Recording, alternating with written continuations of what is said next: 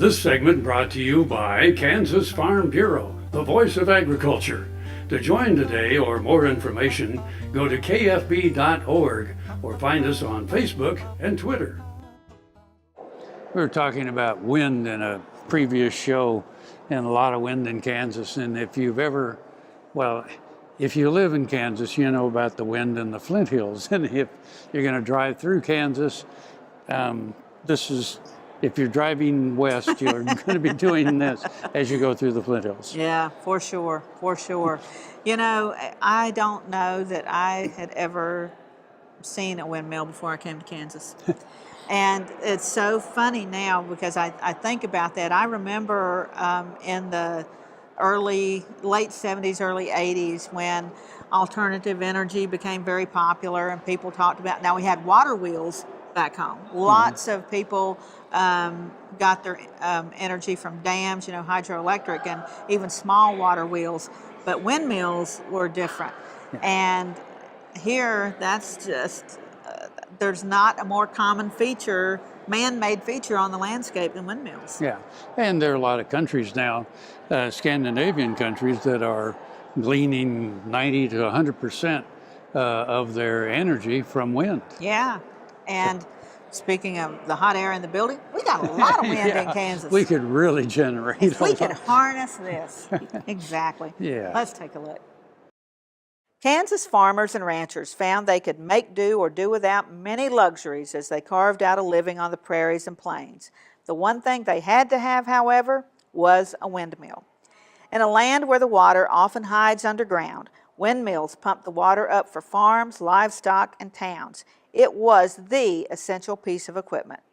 There were many manufacturers, and the Kansas State Historical Society estimates that between 1880 and the mid-1950s, as many as 50 companies are thought to have made windmills in Kansas. Probably the best known of these was the Curry Windmill Company. Organized in the 1880s as the Curry Windmill and Pump Company, the company first moved to Manhattan and next to Topeka, where it manufactured mills at 7th and Adams from around 1900 until the late 1940s. The Wyatt Manufacturing Company of Salina then took over the production of Curry windmills and continued to use the name into the 1950s. Curry windmills gained a reputation as sturdy, reliable machines. Distinctive features included hardwood bearings and the steel band encircling the vanes of the wheel. Curry wheels came in at 6, 8, and 10-foot diameters. The windmills we see popping up today on the Smoky Hills Wind Farm in Lincoln and Ellsworth counties, or on the Elk River Wind Project in Butler County, for example, are much, much larger.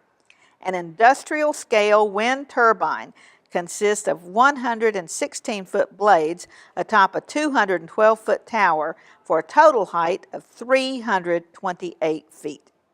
Kansas is squarely placed in the center of America's wind tunnel, a corridor stretching from North Dakota south into the Texas Panhandle, making Kansas second only to the Lone Star State in wind potential. Well, we have to go again. I'm Frank. I'm Deb. And we'll see you somewhere around Kansas.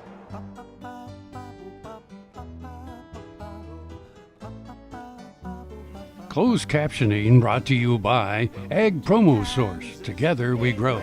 Learn more at agpromosource.com. This is where it was.